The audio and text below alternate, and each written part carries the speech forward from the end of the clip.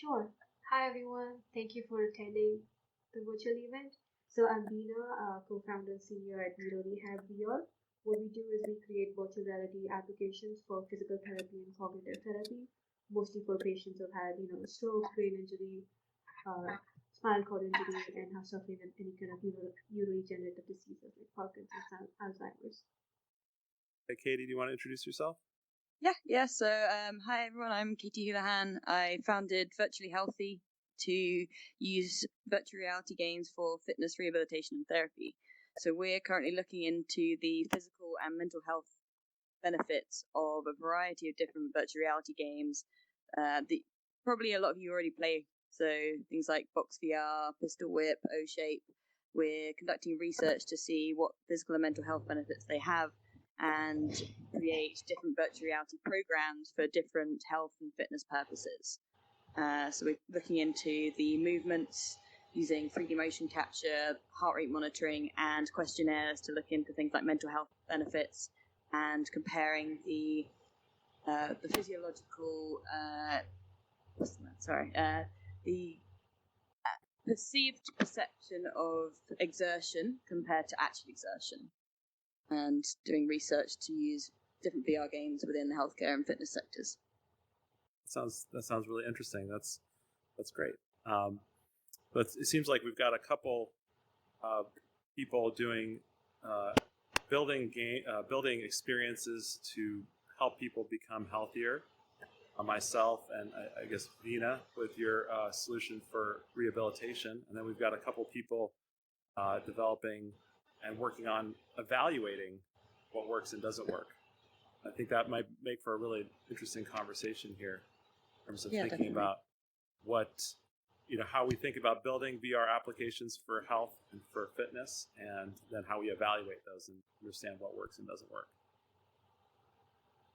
So I guess I would introduce myself just briefly, because I guess you couldn't hear me before. My background, I have a PhD in psychology, and I develop technologies that help people with their mental health and wellness. Anuma is the company that I co-founded, and we build experiences of deep connection in virtual reality. So things that help people connect to one another. We saw that a lot of the mental health and wellness experiences that were out there for technologies, things like Headspace and Calm, which are great apps, are really just single person experiences that people do on their own.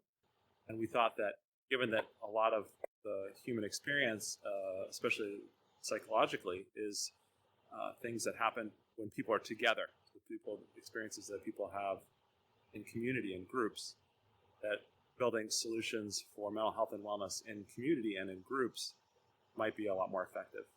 So we used some of what we understand about the way that people connect and combine that actually with some of the neuroscience understanding of psychedelics and how psychedelics work on the brain to build experiences in virtual reality that help people develop real deep connections with groups of people and others around them. Great. So I think to get started, maybe a first question would be to maybe start with Vina, ask you a little bit about some of the science behind the technology that you are building and deploying. First of all, like what is the science that the technology is based on, and then how do you think about evaluating that technology? Sure. Yeah. For us, since we concentrate so much on the physical aspects and therapy part of our what we do, we looked at a lot of research papers that are out there before we started to building our applications. I was working on my PhD before I moved over to working on the company full time. But since we deal with patients who've had stroke and brain injuries, and what they're trying to do in the end is get their function back so that they are independent in their daily lives. So the neuroplasticity of the brain is something that we heavily rely on. That suggests that your brain has the ability to recover from a stroke or a brain injury by using the different parts of your brain and relearn what the damaged parts you kind of lost. So that's it, that we concentrate a lot. So when you're trying to get back function that you've lost and you're trying to learn everything again, you need a lot of engagement, you need to be motivated, and need to do that same exercise hundreds of times to be able to get that functional ability back in your arms or legs or anything. So that's why we use those concepts, leverage that to know that the brain is plastic, even if you're 9 years old or 6 years old or younger than that, you can still relearn your movements and get back your cognitive functions and physical functions. Other than that, we also looked at the research on pain and anxiety and stress in VR. It shows that VR can decrease stress and anxiety more than 50%, distract you from the pain. Even though that's not our main application, it helps because sometimes when our patients come to the clinic, they already have stress and anxiety, or they have a shoulder pain or a back pain because one, they're always because they're sitting in a wheelchair, they don't move that much. But that distraction from pain also helps them get through their therapy that day because it's physical therapy can be tedious and boring sometimes. And those two are the biggest aspects that we of science that we've leveraged to make to create what we have till now. That's great. Yeah.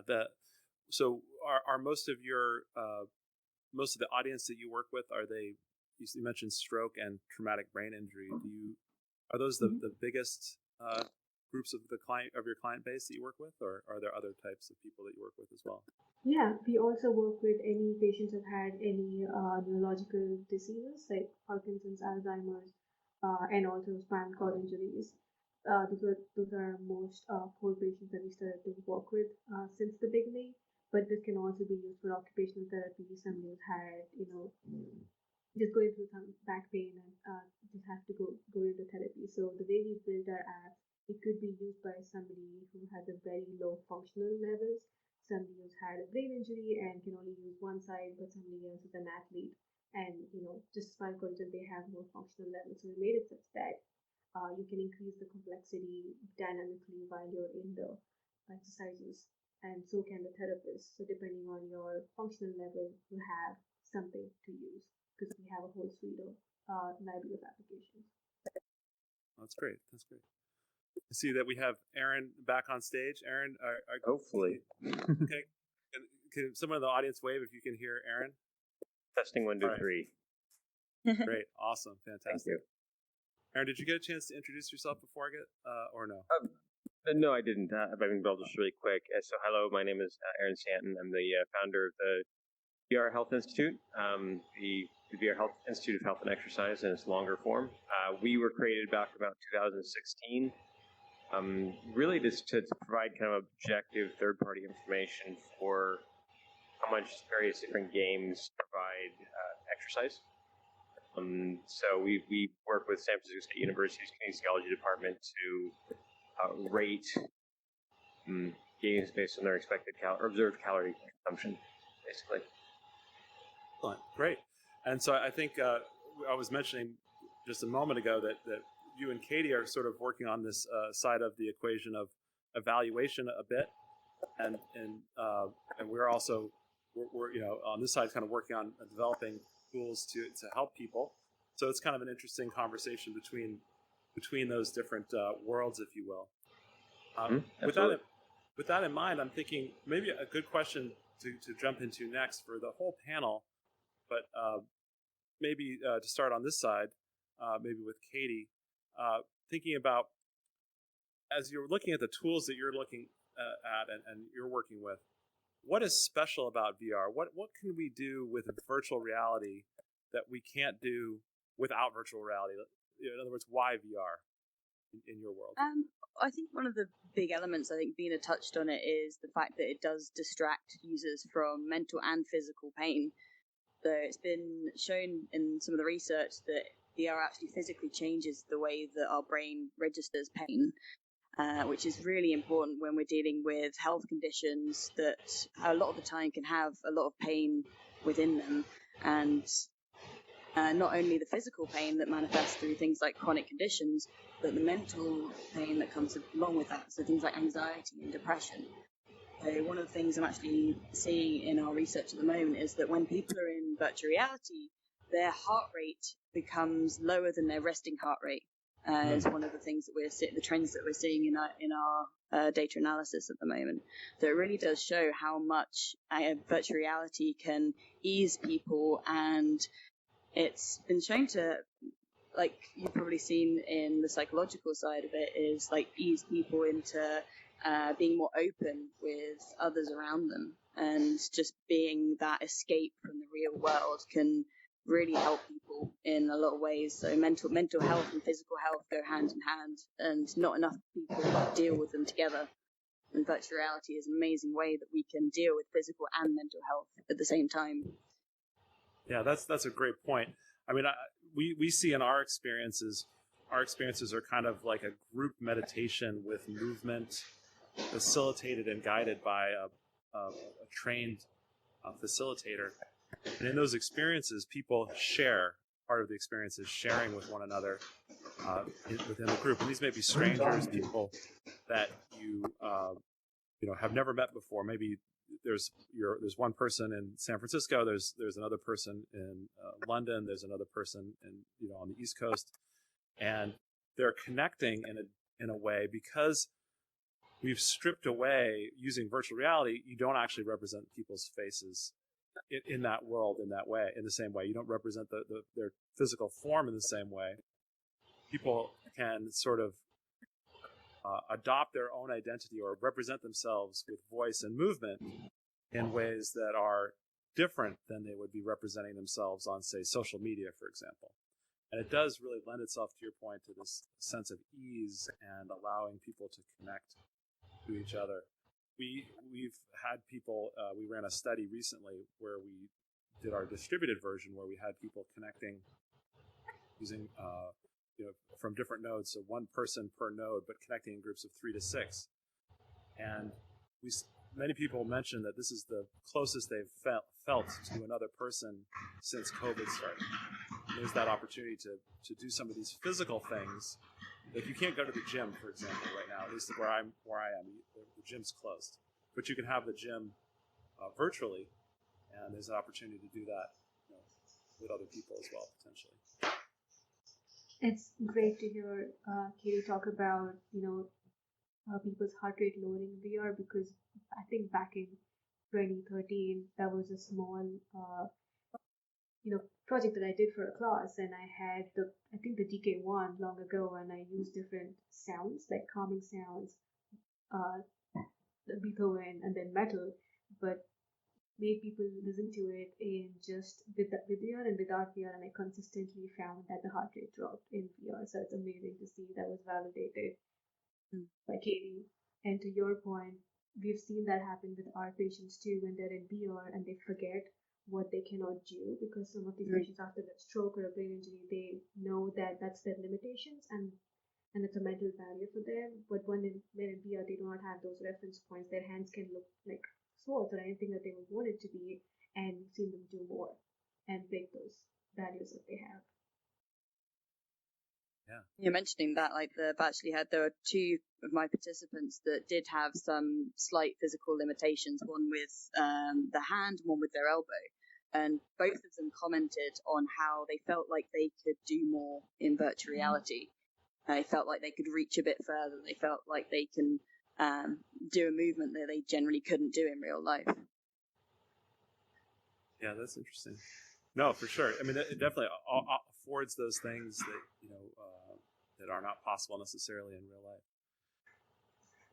Aaron, directing a question to you in terms of, we're talking about different ways to measure things that are happening in virtual reality. We're talking about heart rate.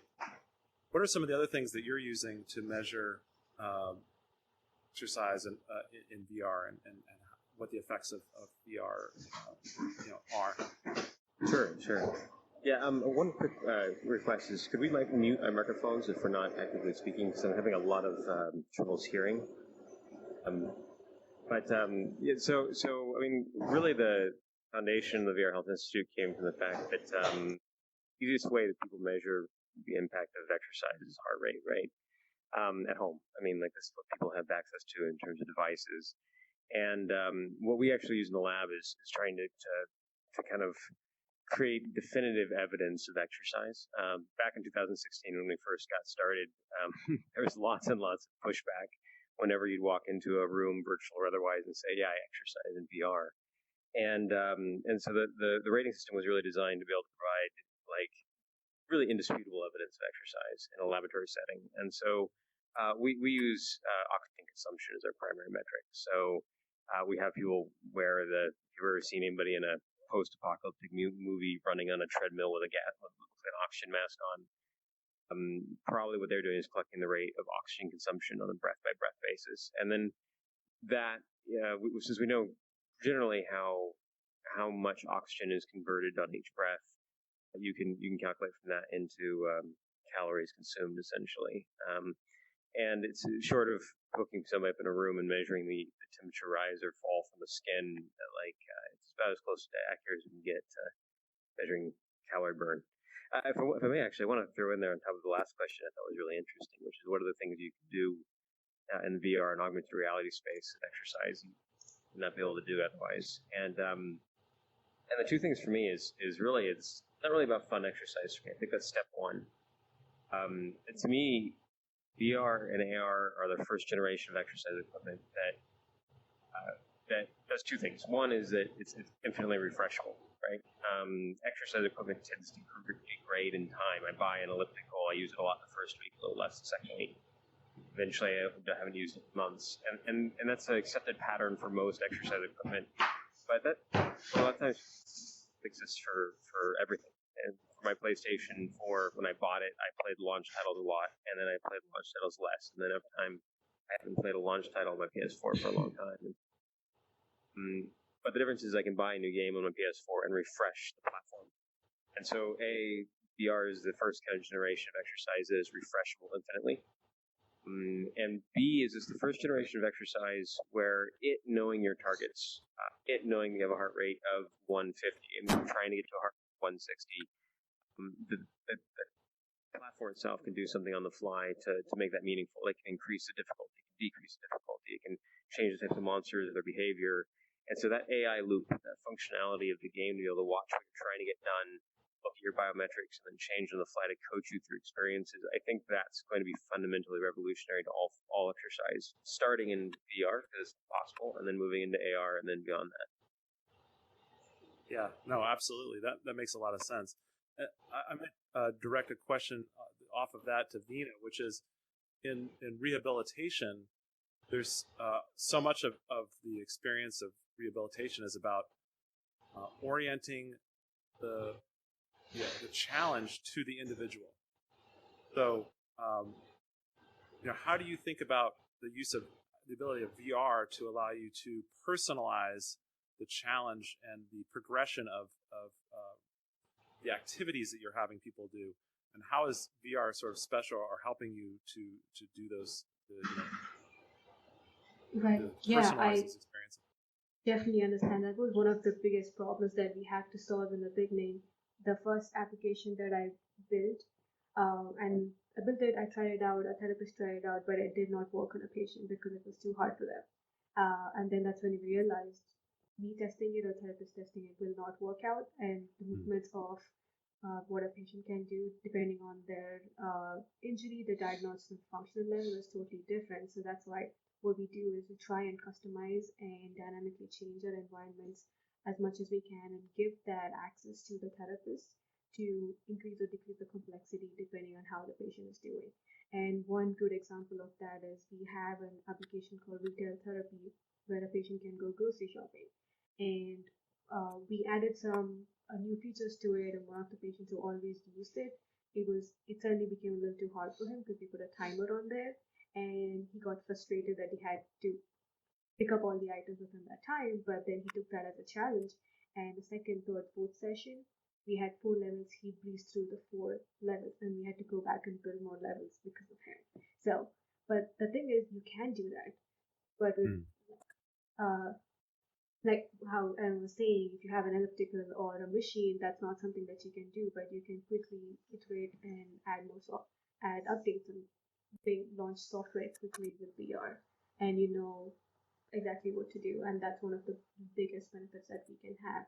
And as we have machine learning and AI added into to the mix, it can become more and more personalized for that patient. Yeah, that's a great point.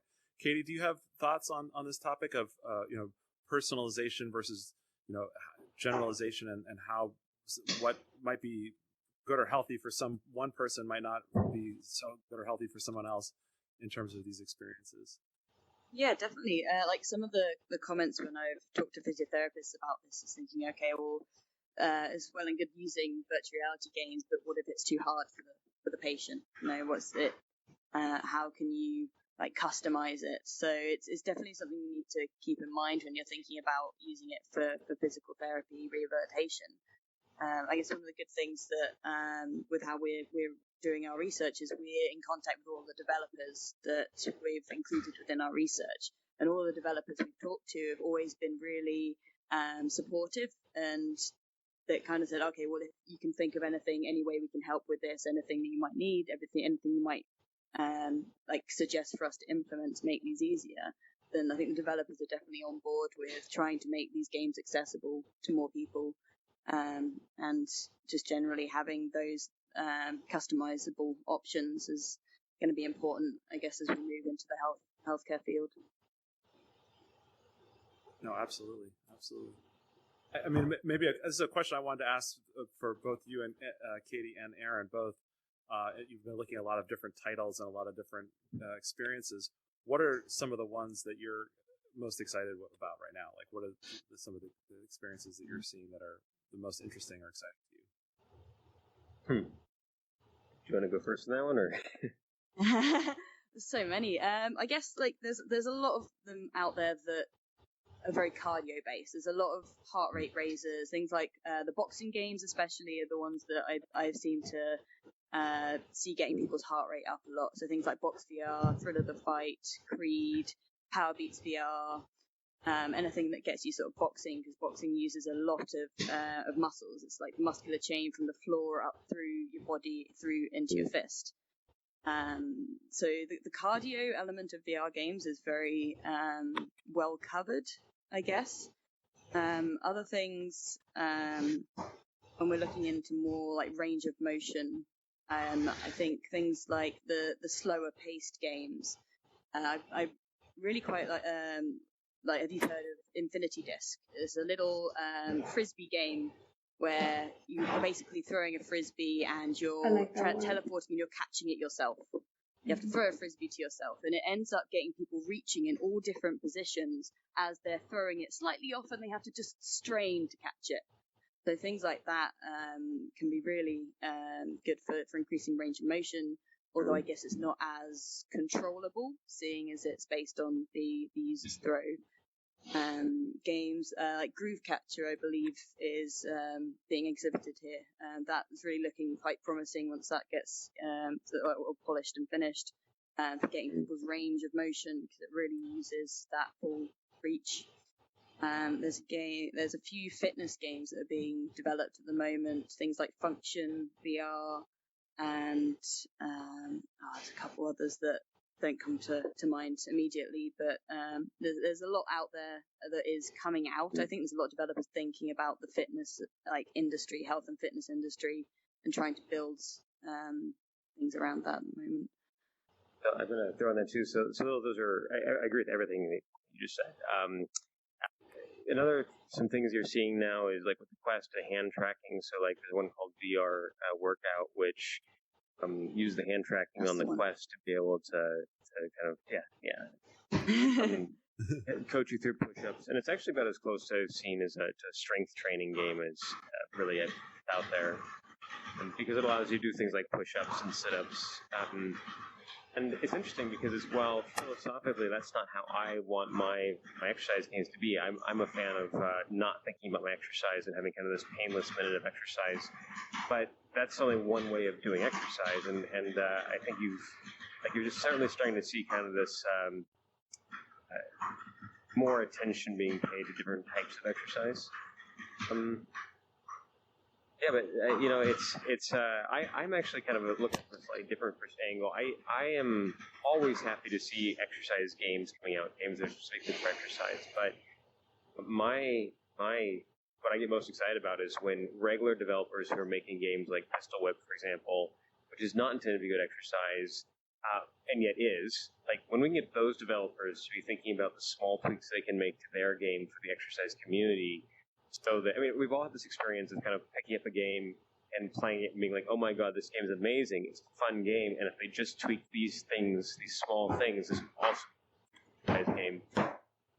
If we can figure out how to get those developers to kind of make those tweaks based on the exercise community, I think that's what I get excited about. What are the things I go back and say? What kind of change should you make in 1 to 3 weeks worth of development that can attract and open up your games to a much larger audience of people who not only I think are in VR today, but I think we're going to find a surprisingly large number of people come into VR for the purpose of trying to be active, and so. Yeah, it's kind of a combination.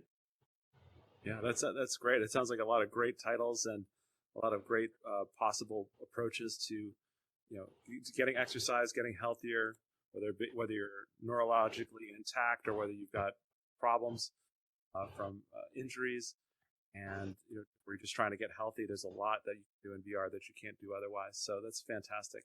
Looks like I'm getting the head nod from Jeremy. So I think we should, time to wrap it up here. But thank you all for on the panel today. It was a great panel. I really appreciate it. And yeah, thank you to the audience as well for listening. Yeah, thanks for having us.